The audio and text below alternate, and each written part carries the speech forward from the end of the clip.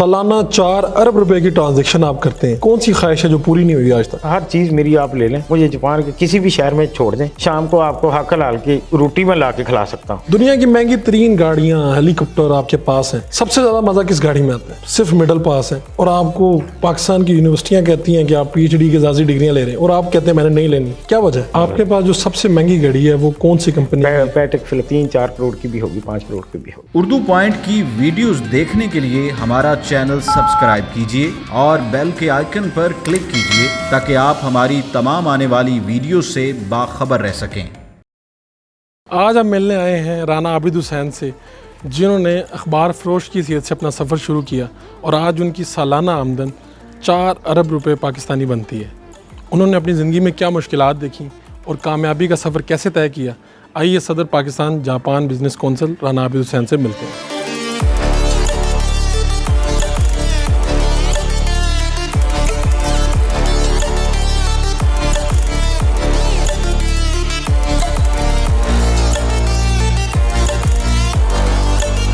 राना आबिद हुसैन, सालाना 4 अरब रुपए की ट्रांजैक्शन आप करते हैं, कौन सी ख्वाहिश है जो पूरी नहीं हुई आज तक? अल्लाह का शुक्र है, सारी ख्वाहिशें ब्लेसिंग है। ख्वाहिश सिर्फ ये है कि पाकिस्तान के लिए कुछ करना चाहता हूँ और इंशाल्लाह ताला अगर अल्लाह ताला ने सेहत तंदुरुस्ती दी तो लाजमी करूँगा अपनी कौम के लिए। तो ये जो ट्राईसाइकिल वाला है, ये क्या चीज़ है कि पाकिस्तान में ये पहली मर्तबा बनेगी और पूरी दुनिया में जाएगी? ये ट्राईसाइकिल जो है ना, ये जापान को उनकी बहुत ज़रूरत थी। वो चाइना से बनवाना चाहते थे, लेकिन मैंने उनको कहा कि मेरे मुल्क की खिदमत आप क्यों नहीं हासिल करते? तो उन्होंने कहा ठीक है, जाके उसकी फिजिबिलिटी एक बनाओ, हमें बताओ ये क्या चीज़ है। तो मैं उस पर आके मैंने काम किया, तो अल्लाह का शुक्र है। तो ये है कि यहाँ से कुछ चीज़ें जाएंगी तो वो एक्सपोर्ट होगी, तो ज़ाहिर है हमारे मुल्क को फ़ायदा होगा। तो 27 सालों में आप पहली मर्तबा यहाँ पर आके रह रहे हैं, यहाँ पर काम कर रहे हैं, तो इससे पहले ख्याल नहीं आया और अब क्यों ख्याल आया? हाँ, इतना अरसा हो गया, तो ये है कि बस मैंने उधर भी मेहनत की है, अभी भी देखें अल्लाह से तंदुरुस्ती रखे और मेहनत तो अभी भी करूँगा। तो चाहता हूँ कि ये नेशन के लिए, कौम के लिए कुछ अच्छी चीज़ें कर जाऊँ, उसके लिए टाइम भी है, मौका भी है और अल्लाह ने सेहत तंदुरुस्ती भी दी है, तो बंदा हर चीज़ हर काम कर सकता है। तो जो आप अपनी निजी महफिलों में कहते हैं कि मैं जापानियों से पाकिस्तान के लिए एक बहुत बड़ा तोहफ़ा लाना चाह रहा हूँ, अगर ये पाकिस्तानी पसंद करें, वो क्या तोहफ़ा है? जी जी जी, वो एक बेसिकली डायनमो है, उसके पीछे बैटरी है और एक मोटर है। तो उन्होंने आपको पता है ये लिथियम और हीलियम अभी इन फ्यूचर इसी की लड़ाई होगी। ये अफ़गानिस्तान से वो निकल रहा है, इसलिए अमेरिका वगैरह उधर बैठे हैं कि ये चीज़ें हम फ्यूचर के लिए हासिल, अगले 20-40-50 साल का वो सोचते हैं। तो ये तो हमारे बलूचिस्तान के पहाड़ों में भी ये नेमतें बहुत ज़्यादा, अल्लाह ताला ने हमें हर चीज़ दी है। तो उससे उन्होंने एक चीज़ डेवलप की है। तो वो एग्जाम्पल आपको ये देता हूँ कि अगर मोटरसाइकिल पे वो लगा दिया, इंजन निकाल दिया जाए, ठीक है, पेट्रोल फ्री हो जाएगा। एक दिन में एक मोटरसाइकिल पे आप 300 रुपये का पेट्रोल जाया करते हैं, ठीक है ना, 72-78,000 का। तो उससे गरीब आदमी को फ़ायदा होगा। दूसरा ये है कि इन्वायरमेंट पोल्यूशन फ्री हो जाएगी और ये उस पर आप अगर 100 की स्पीड से 120 की स्पीड से वो जाएगी, ठीक है, मोटर उसको जनरेट करेगी 120। जब वो उसकी रेस छोड़ेंगे तो वो 70-80 पे आएगी, तो वो बैटरी चार्ज होगी इससे, और 15 मिनट की आप देरी से बैटरी चार्ज करके उसको 60 किलोमीटर तक दौड़ा सकते हैं। और जापानियों ने उसको इतना डेवलप किया कि उसको 1 साल की गारंटी तक दे रहे हैं। तो वो अभी किसी जगह उन्होंने इंट्रोड्यूस नहीं करवाई, इवन के चाइना को भी, क्योंकि चाइना का आजकल अमेरिका की वजह से वो भी एक है ना कि वो पसंद नहीं करते कि अभी आप चाइना के साथ काम करें। तो आपको फिर उन्होंने कहा कि हम ये करना चाहते हैं? वो तो कई चीज़ काम करना चाहते हैं, कई चीज़ें करना चाहते हैं। तो मसला क्या आ रहा है? मसला कई छोटी छोटी चीज़ें, मसाइल हैं ऐसे कि कोई इधर जैसे पाकिस्तान में अभी पेट्रोल पंप्स भी हैं, लोग इनसे भी पैसा कमा रहे हैं। पेट्रोल का अगर एग्जांपल है 40 रुपये 50 पैसे, 50 पैसे को तो कहीं जिक्र ही नहीं, उससे अरबों और खरबों रुपया बन जाता है। तो ऐसी माफियाज हैं, उनकी भी वो है कि ये काम ना हो सके। आप 27 साल बाद आपने तय कर लिया कि अब मैं पाकिस्तान के लिए कुछ ना कुछ करके ही रहूँगा, बिल्कुल। तो आपको नहीं लोग कहते कि आप ये काम ना करें, ये प्रोजेक्ट ना लाएं, इससे हमारा बड़ा नुकसान होता है? कहते तो हैं। आप क्या कहते हैं? मैं कहता हूँ कि मैं तो पूरी अगर 21 करोड़ आवाम की सोचूं तो वो कहने वाले तो 100-200 होंगे। तो जापान ने इतनी खौफनाक जंग देखी, उसके बाद जापान इतना आगे निकल गया, जी। पाकिस्तान क्यों पीछे है? सिस्टम। दूसरा ये है कि अभी भी हम वो गोरों के उसमें इन चीज़ों को अगर नया पाकिस्तान आपने बनाना है तो 15 से 20 साल लगेंगे। अब आज अगर आप अपना हर चीज़ निसाब उर्दू में करेंगे यूनिवर्सिटी लेवल तक, तो 15-20 साल में एक चीज़ बनेगी, नया पाकिस्तान बनेगा। और जितने भी अक़वाम हैं आज तक उन्होंने अपना निसाब, जापानियों को ले लें, चाइनीज़ को ले लें, जर्मन्स को ले लें, हॉलैंड को ले लें, अमेरिका को ले लें, किसी को उन्होंने अपना निसाब चेंज किया है तो उन्होंने तरक्की की है। तो पहला हमारा निसाब तब्दील होने की ज़रूरत है, इसको उर्दू ज़ुबान में होना चाहिए सारा। ऑफ कोर्स उर्दू ज़ुबान में होना चाहिए। इससे क्या होगा? इससे ये हमें जनरेशन को चीज़ों को हमें अपने लॉ का नहीं पता। हमारा लॉ ही जो वो है वो सारा अंग्रेज़ी में है। फिर ब्यूरोक्रेट दो चार हरफ ऊपर नीचे करके, सही है ना, वज़ीर बेचारा उसको क्या पता होता है, ठीक है ना। पता तो 4 साल बाद लगता है ना कि ये काम हो गया। तो इतने साल आपने वहाँ पर गुजारे, जापान के बड़े बड़े बिजनेसमैनों में आपका शुमार होता है, तो आपने पाकिस्तानी पासपोर्ट क्यों ना छोड़ा, आपने जापानी पासपोर्ट क्यों ना ले लिया? पाकिस्तान से मेरा जो है ना वो बेसिकली पैदाइशी यहाँ से, और ये है कि मेरा पहला और आखिरी लव ही पाकिस्तान है। ऑफ़र तो उन्होंने की होंगी बार बार? 3-4 दफ़ा उन्होंने ऑफ़र की, लेकिन नहीं। एक किसी वो छोटे होते सुनते आ रहे हैं कि पाकिस्तान के हालात ख़राब हैं, अभी तक यही सुन रहे हैं कि हालात ही ख़राब हैं, कौन सही करेगा। तो ये, लेकिन ये है कि हम अपना जितना हिस्सा डाल सकते हैं इसको ठीक करने में, वो तो ज़रूर कोशिश तो करेंगे। तो ये पाकिस्तानियों को आप कहते हैं कि ये जो हमारे हीरोज़ होते हैं, इनको यहाँ पर इस माशरे में इज़्ज़त नहीं मिलती। हाँ, तो जापान में क्या अपने हीरोज़ की बड़ी कदर की जाती है? जापान में वो बिजली पॉलिटिशियन जो है ना, मैं वजीर खारजा अगर 2-3 मैं खुद देखता हूँ अक्सर, 2-4-5 बूढ़े नहीं खड़े होते उसके आगे, सही है ना। कोई ओलंपियन आ जाए और या कोई स्पोर्ट्समैन आ जाए तो पूरा स्टोर जो है ना वो उसमें वो पता लगता है कि क्या कोई बंदा कोई चीज़ आ गई है, ठीक है ना। तो ये पासपोर्ट की कदर, इसकी वैल्यूएशन ये स्पोर्ट्समैनों से होती है। और मैं दरअसल मेरी कोई पार्टी नहीं है, ना मैं PTI से हूँ, ना मैं पीपल पार्टी से हूँ, ना नून से हूँ, ना काफ से हूँ। मैं पाकिस्तानी, सही है ना। मेरी पार्टी, मेरी जी जान, सब को ओनली इज़ पाकिस्तान, ठीक है ना। तो ये है कि मेरी ये ख्वाहिश है कि मैं, जैसे अभी खान साहब हैं, उनका बेसिकली उनका शोबा स्पोर्ट्स है, ठीक है ना। मैं सॉरी टू से, को तनकीद नहीं है कि किसी चीज़ पे तनकीद, पाकिस्तानी हर बंदा तनकीद, रेडी वाला भी तनकीद पे लगा होता है। तो ये है कि कोई चीज़ें ऐसी हैं, कोई सजेशन, ये है कि जिस एग्जांपल है कि मोची की जगह नाई को बिठाया हुआ, नाई की जगह तेली को बिठाया हुआ है इन्होंने। तो ये है कि ये पाकिस्तान का सबसे बड़ा मसला है, नंबर 1। नंबर 2, ये देखें ना, स्पोर्ट्स, मैं कोई स्कूल को स्कूलिंग नहीं मानता जिसमें स्पोर्ट्स ग्राउंड ना हो। मुझे को स्पोर्ट्स की क्या, इनका तो शोबा है ना, उन्होंने अपने शोबे में क्या इम्प्रूवमेंट किए हैं, कुछ अच्छा काम किया, हॉकी हमारी कहाँ। और मैं चाहता हूँ ये जैसे एग्जांपल है, क्रिकेट को ले लें, ये वेस्ट इंडीज़ हुआ, ऑस्ट्रेलिया हुआ, वेव रिचर्ड, ये आते हैं ना, वो उधर भी आते हैं दूसरे मुल्कों में, उनके पास डिप्लोमेटिक पासपोर्ट है। उससे क्या है? डिप्लोमेट पासपोर्ट, आप पूरी दुनिया में ट्रैवल करें जाके जैसे मर्जी, एक इज्जत है आपकी। वो एक एग्जांपल है, हमारे पास जहांगीर खान है, हाँ जी, ठीक है ना, और बहुत हमारे लेजेंड्स हैं, ठीक है ना। ये वसीम अकरम हुआ, दूसरे और जितने भी सिंगर्स हुए, राहत फ़तेह अली हुआ, ये जब ये जाएंगे दुनिया के मुख्तलिफ ममालिक में, किसका नाम आएगा? पाकिस्तान का। हाँ, एक दिन मैं मार्केट में था, तो कुछ चीज़ें लेनी थी, तो उसने कहा कहाँ से हो? मैं पाकिस्तान से। तो राहत फ़तेह अली खान के इतने वो रिकॉर्ड लेके आ गया बंदा, कहता है कि मैं सुबह तक इसको सुनूँ ना तो मुझे वो। और ये जहांगीर खान का अक्सर जापान के मॉर्निंग शो में जिक्र होता है। अच्छा। हाँ, और ये है कि मेरा तो खुद ज़ाती तौर पे भी उनसे बड़ा लगाव है। तो मेरी बेटी ने भी 110 साल हिस्ट्री तोड़ी है, वो भी उसने उर्दू में दाखिला लिया। तो ये आपने उसे कहा? मैंने नहीं कहा, उसने दाखिला लेके मुझे कहा। 110 साल से जापान में उर्दू ज़ुबान पढ़ाई जाती है और आज तक किसी पाकिस्तानी बेटे बेटी को कोई तफीक नहीं हुई कि उर्दू में दाखिला ले सके। वो मेरिट हाई है ना, तो सिर्फ पूरे जापान से 15 बच्चे आते हैं, पूरे जापान से 15 बच्चों का हर साल 15 बच्चे वो डेवलप करते हैं उर्दू में। पाकिस्तान में तो सब कुछ बनता है, यहाँ पर सब कुछ है, कमी कहाँ पर है?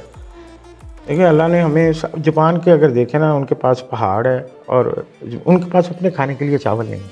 अच्छा। हाँ, पाकिस्तान के पास अल्लाह की सारी नेमतें हैं, फ्रूट्स, ड्राई फ्रूट्स, वेजिटेबल्स, पहाड़, 7 बड़े पहाड़, मादनियात, ये इवन के ये पिंक सॉल्ट आप ले लें जी, ठीक है ना, उधर हमारी मार्केट में ये पिंक सॉल्ट मिलता है, product Pakistan, packing in Israel. मतलब हमारा नमक पैक इजराइल में होता है। हाँ। और बिकता पूरी दुनिया में 10 गुना ज़्यादा उधर बिकता है।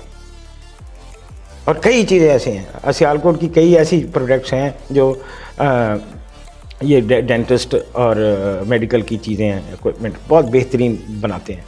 वो जाती हैं हॉलैंड, जर्मनी, वहाँ से वो थोड़ा सा उसकी फिनिशिंग करके उस पर made in Germany, made in Holland, और 5 गुना कीमत पे वो जापान में बिक्री होती है।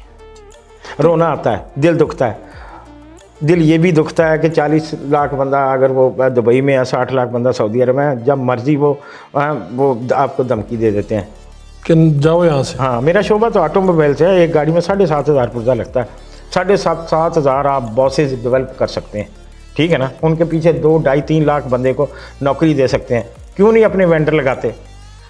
ये पैसे देते हैं जापान को डॉलरों में उन चीज़ों के, वो हमारी खाला के बेटे थोड़ी है ना। पैसे लेते हैं तो हमें पार्ट्स देते हैं ना, वो भी थाई से, ठीक है ना, थाई से बना के।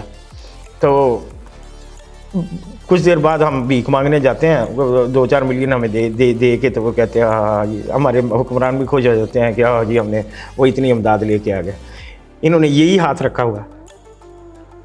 अल्लाह ताला ने हर चीज़ दिया आपको, क्यों नहीं उसको अच्छी तरह इस्तेमाल कर सकते आप? तो आपके सामने कोई वाक़या ऐसा भी हुआ कि जिसमें कोई पाकिस्तान में हमने कुछ करना चाहा हो तो कहीं पर कमीशन आड़े आ गया हो, कहीं पर कोई बात ऐसी आड़े आ गई हो? मेरे सामने ऐसा आज तक कोई काम ऐसा नहीं हुआ जिसमें ये काम ना हुआ हो, जो करने की, इवन के मैंने डोनेट करने की भी वो की थी, वो जो फायर ब्रिगेड्स हैं। अच्छा। हाँ, मैं एक साइनिंग अथॉरिटी में सिंगापुर मलेशिया को देता था, ठीक है ना, 60 मीटर निकलती थी।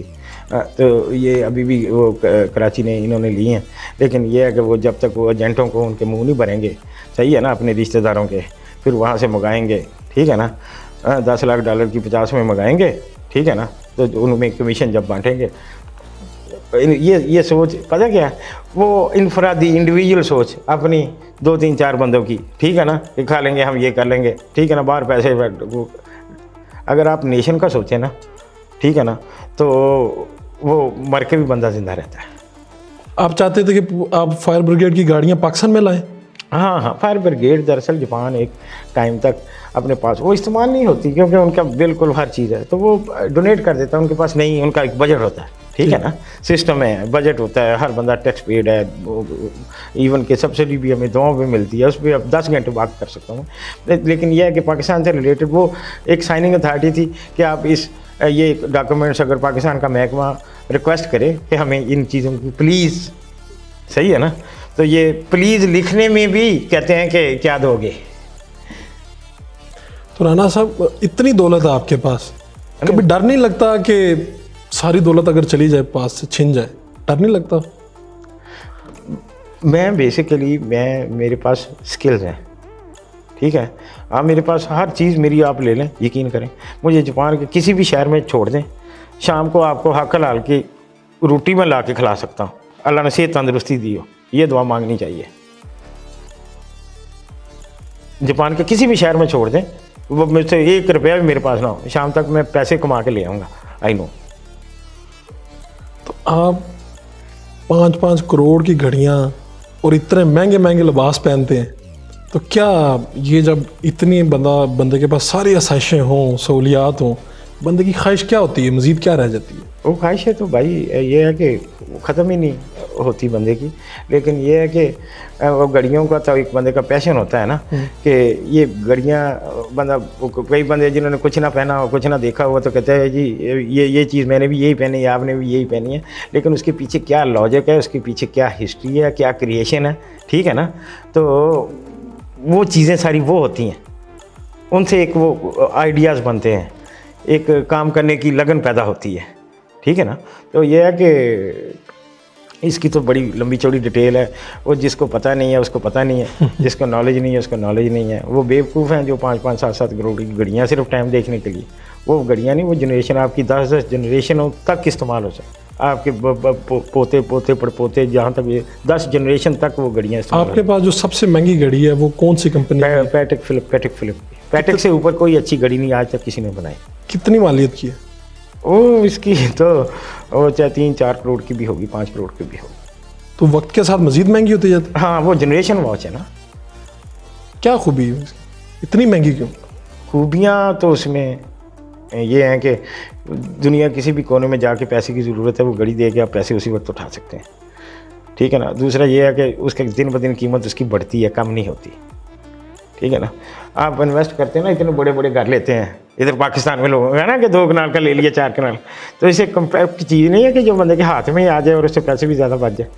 क्या ख्याल है? Smart people, smart thought. तो आप गले में ख़ास किस्म की वो पहनते हैं, हाथ में आपने ये बाजू में पहनी हुई है, ये क्या इसका मकसद है? हाँ, इसमें भी वो दाते ही है ना कि आप इसके लिए वो आपके कंधों में ज़रा सख्ती नहीं आती, नरम रहते हैं, इसमें से निकलती रेस? हाँ, रेज निकलती हैं। और ये जो हाथ में आपने पहना हुआ ये ब्रेसलेट्स है, हाँ, ये वो कभी नहीं बिजली लगती, वो होती है जो, तो उससे इससे वो नहीं, ये हर चीज़ की लॉजिक होती है।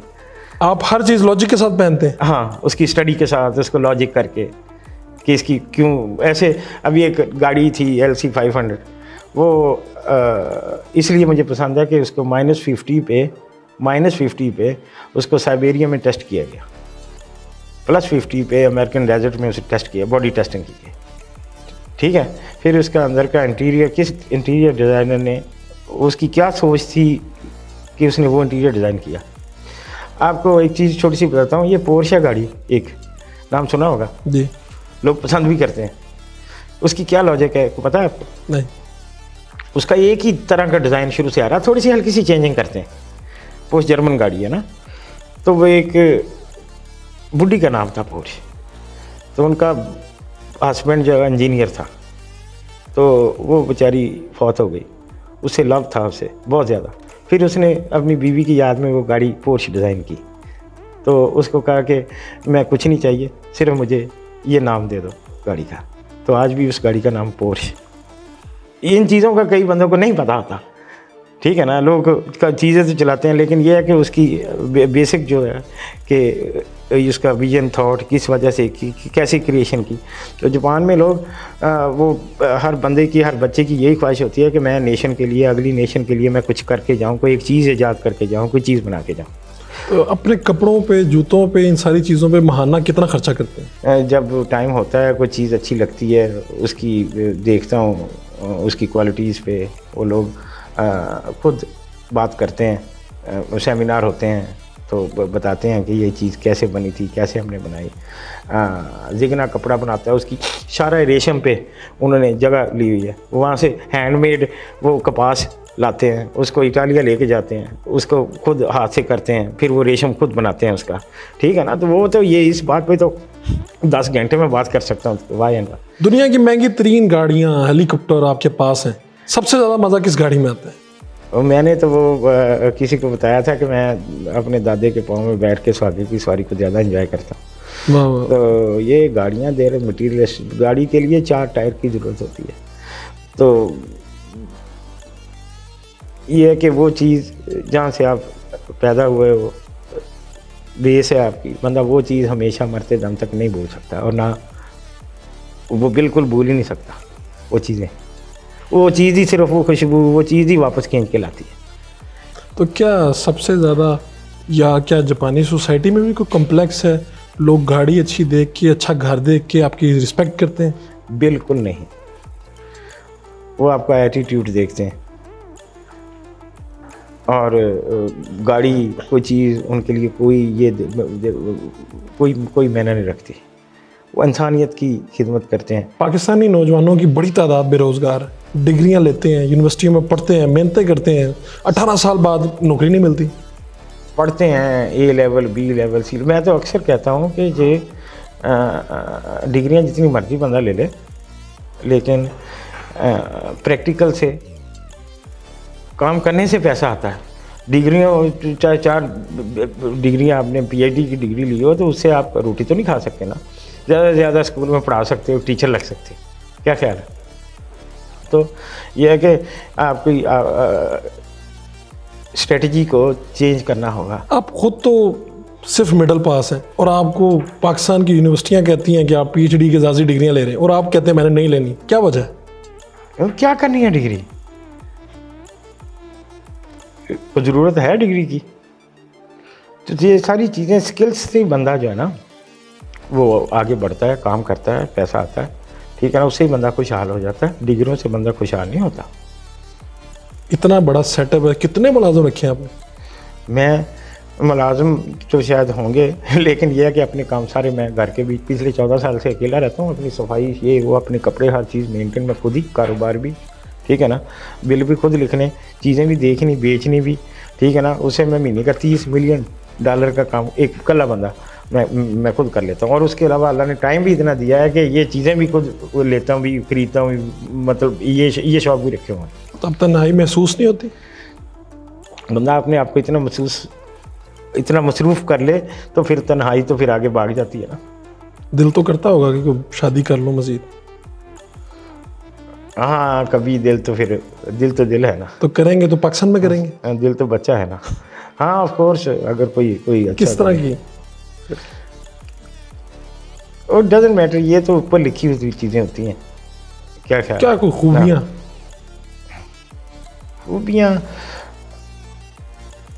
खूबियाँ क्या बताएं? कोई अच्छा बंदा, खूबसूरत हो, नो नथिंग, अखलाक अच्छा हो, क्या कोई ऐसी हो कि थाई एयरपोर्ट पे जहाज ही बदलना भूलना जाए। इतनी भी सादा ना हो। हाँ बस, अदरवाइज ये तो वो फैसले ऊपर लिखे होते हैं। मैं बिलीव कि कभी क्या इस दुनिया से जाने से पहले कोई एक काम जो आप करके जाना चाहते हैं, वो क्या काम है? मैं कुछ ना कुछ ऐसा दुआ करता हूँ अल्लाह से, मैं अपनी कौम के लिए कोई ऐसा काम कर जाऊँ कि मेरा विजन भी ये होता है कि मैंने एक बंदे की जान बचा ली, मैं पुलिस राह से गुजर गया। Thank you very much. Thank you very much.